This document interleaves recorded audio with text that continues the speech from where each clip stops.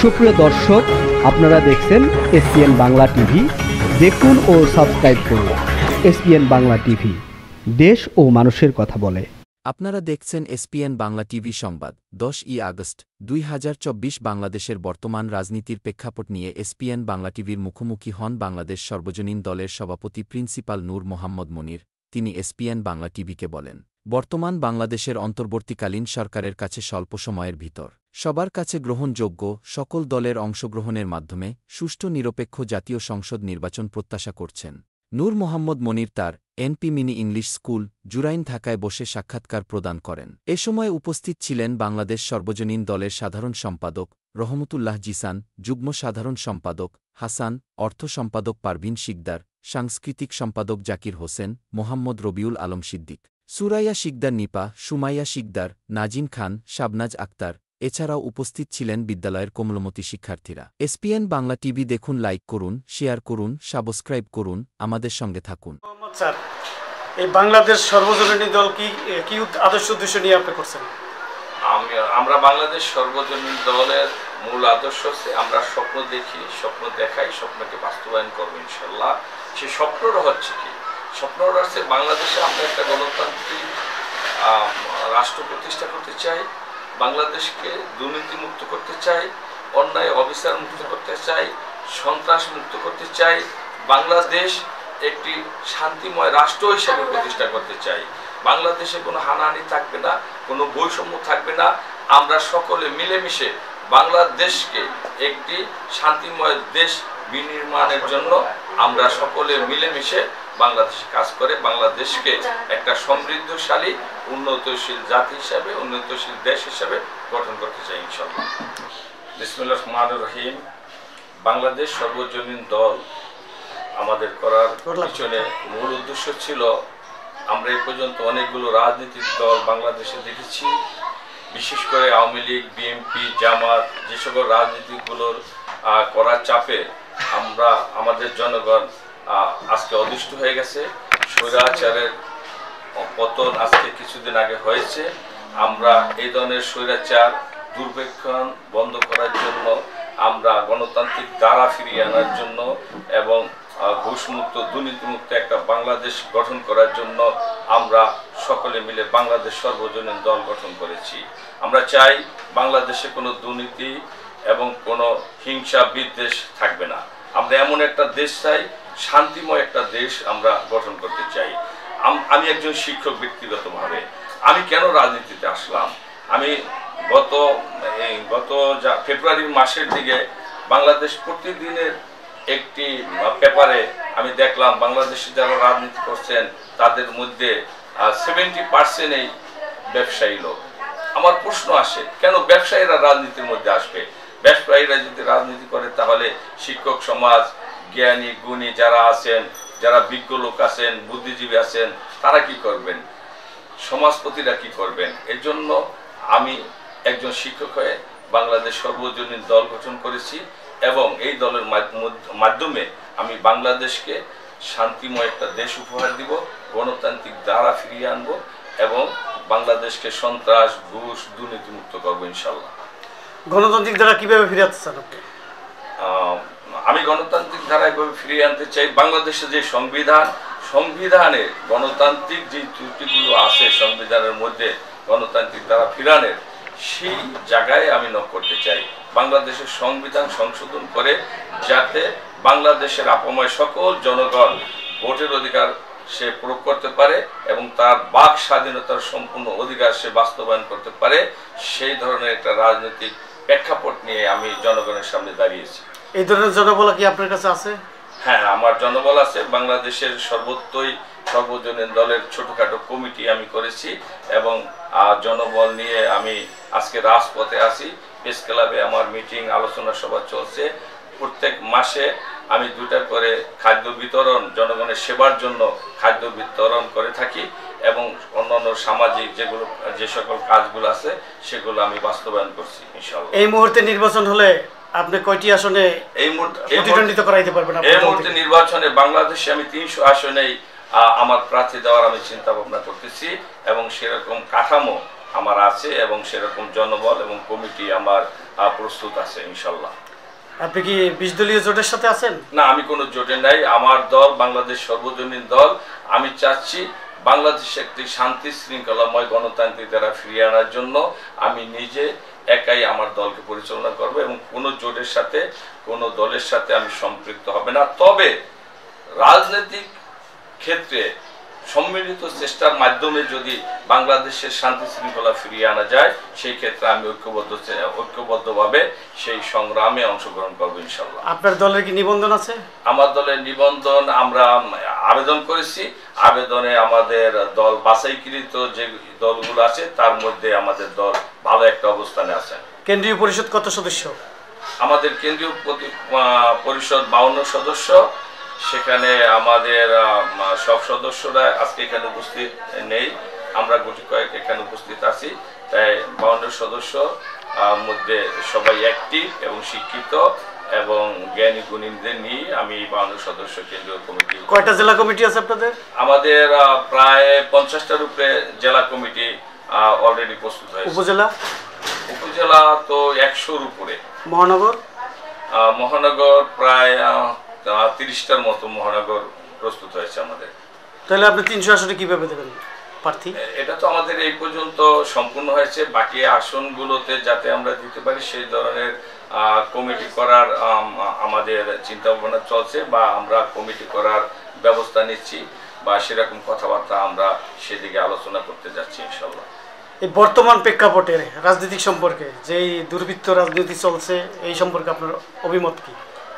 বর্তমান প্রেক্ষাপটে রাজনীতি আমি সর্বপ্রথমেই ধন্যবাদ জানাবো বাংলাদেশের বৈষম্য বিরোধী ছাত্রদেরকে।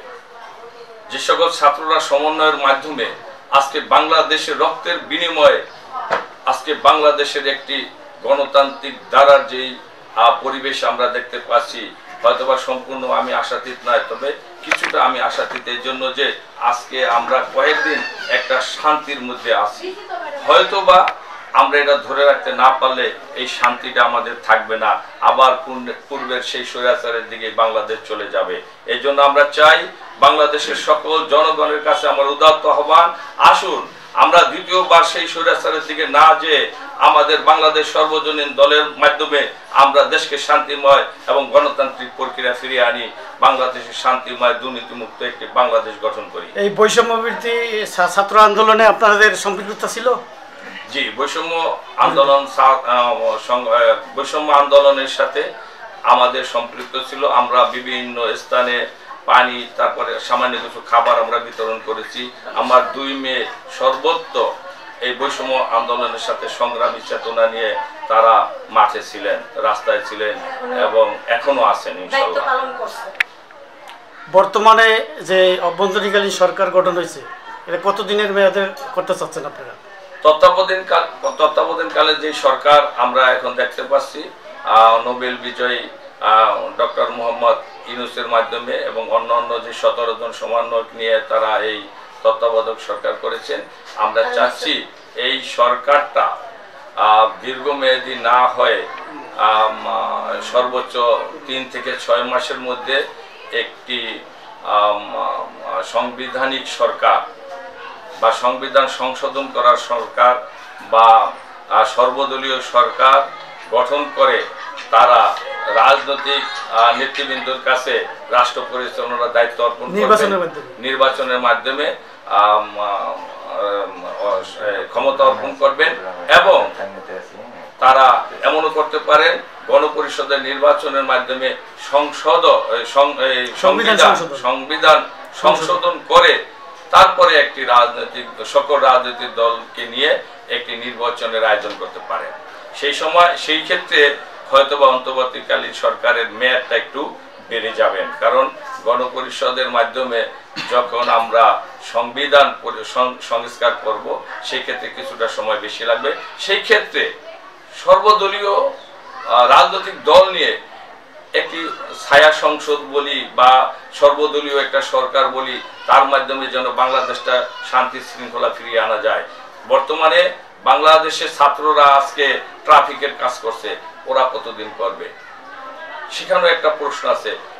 এই ওরা যে কাজ করছে এটার জন্য একটা ব্যবস্থা অন্তর্বর্তীকালীন সরকার নিতে পারে। কারণ প্রত্যেকটি প্রতিষ্ঠানে 2 দিন করে ছুটি রেখে এই 2 দিন পর্যায়ক্রমে শ্রেণী বিভাগ করে যদি এই ট্রাফিকের কাজগুলো করা হয়, তাহলে মনে হয় আবার যেই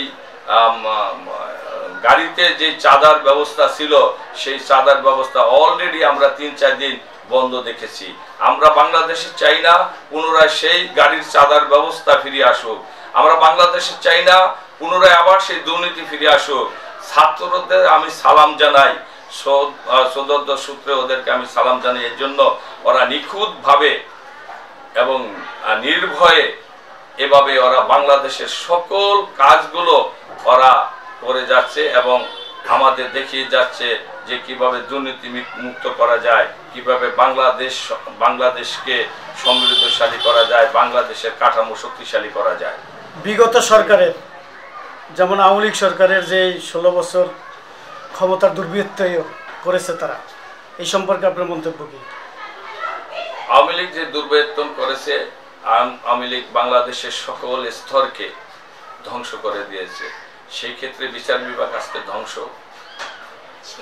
শিক্ষা বিভাগ ধ্বংস। শিক্ষার যে পরিবেশ আজকে বাংলাদেশে আমরা দেখছি, এই শিক্ষা দিয়ে বাংলাদেশে কিছু করা যাবে না। মেধাকে আজকে শূন্য হতে যাচ্ছে।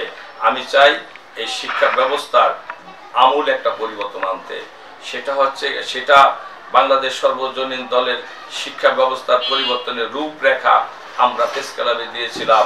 সেখানে আমাদের রূপরেখায় ছিল সকল শিক্ষক তার শিক্ষা জীবন শেষ করে উনি যেন কর্মে ফিরতে পারে, কর্মের জন্য যেন ওনার অপেক্ষা করতে না হয়। যেদিন উনি শিক্ষার স্তর নিবে, সেই দিন থেকে তার কর্মের ব্যবস্থা করে তাকে শিক্ষায় দাবিত করতে হবে এবং একজন শিক্ষার্থীকে সর্বোচ্চ 25 বছরের মধ্যে তার শিক্ষা জীবন শেষ করতে হবে এবং যেই ক্যাটাগরিতে কাজ করবেন তাকে সেই ধরনের শিক্ষার ব্যবস্থা করতে হবে, যাতে করে ও একটা শিক্ষার্থী শিক্ষা জীবন শেষে তার যেন আর পিছনের দিকে তাকাইতে না হয়। এই যে 2024-এর ছাত্র আন্দোলনে, এই ছাত্র আন্দোলনে যে সকল লোক শহীদ হয়েছে, এটি আপনি কি হিসাবে দেখতেছেন? 2024 সালে যে ছাত্র বৈষম্য বিরোধী ছাত্র আন্দোলন ঘটে গেল, সেখানে আমি যারা শহীদ হয়েছেন তাদেরকে আমি বাংলাদেশের সংবিধানের মাধ্যমে শহীদ হিসাবে আখ্যায়িত করতে চাই এবং তাদের জন্য বাংলাদেশের হয়তোবা যে কোনো একটা ভালো স্থানে তাদের জন্য একটা স্তম্ভ তৈরি করে এই দিনটিকে স্মরণীয় করে রাখতে চাই এবং এই দিনটা জাতীয় দিন হিসেবে পালন করতে চাই এবং সরকারিভাবে ছুটি। এই হত্যাকাণ্ডটা কি হিসেবে দেখছেন আপনি? এই হত্যাকাণ্ডটা আমি মর্মাহত একটা হত্যাকাণ্ড। আমি বাংলাদেশ সর্বজনীন দলের সাধারণ সম্পাদক মোহাম্মদ রহমতুল্লাহ জিসা। 2024 সাল আমাদের যেই বেদনাদায় দিনটি গেল, আমাদের ছাত্র আন্দোলন করতে গিয়ে যারা শহীদ হয়েছে ও আরো জনগণ সহ যারা শহীদ হয়েছে তাদের আত্মার মাগফিরাত আমি কামনা করছি।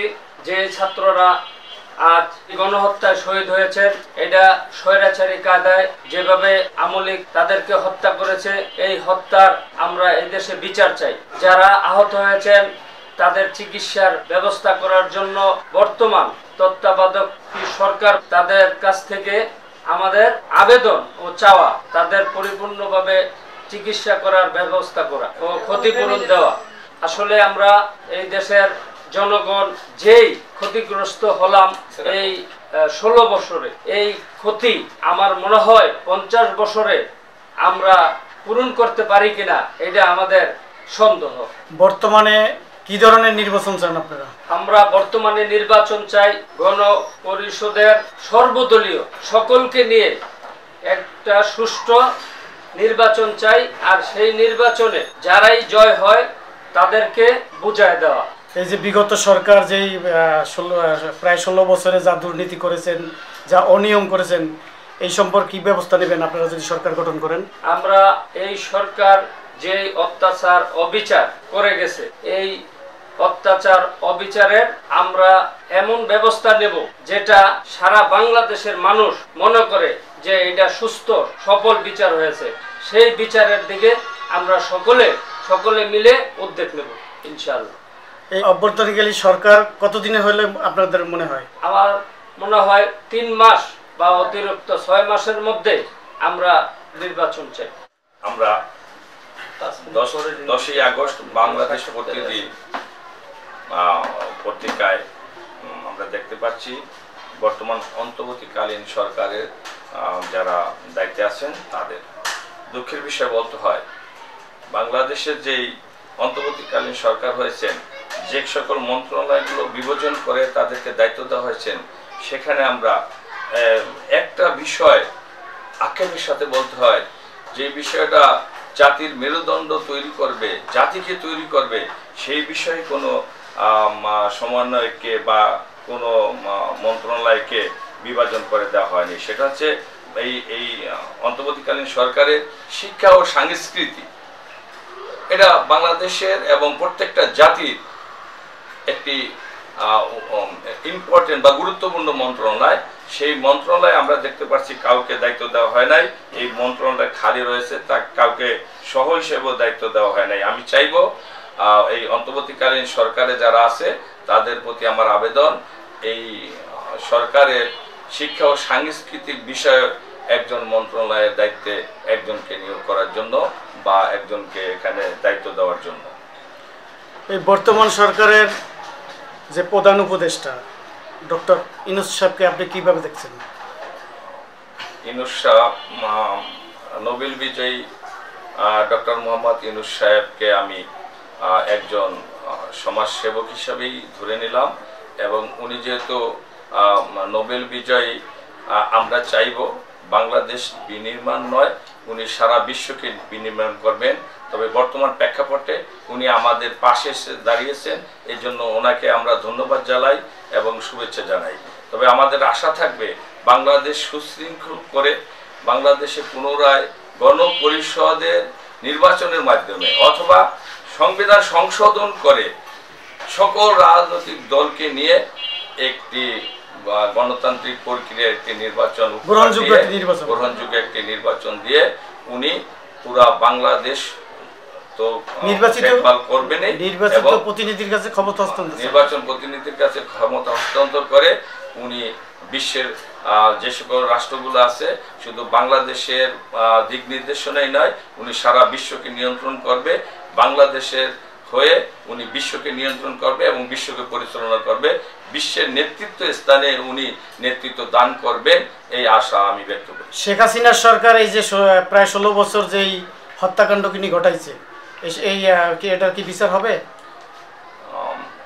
স্বৈরাচারী শেখ হাসিনা বাংলাদেশের যে স্টিম রুলার চালিয়েছেন, আমরা যদি ক্ষমতায় যাই ইনশাল্লাহ যে দুর্নীতি হয়েছে, যে অন্যায় হয়েছে, এর পুঙ্খানুপুঙ্খানুভাবে সব কটির বিচার আমরা করবো ইনশাল্লাহ।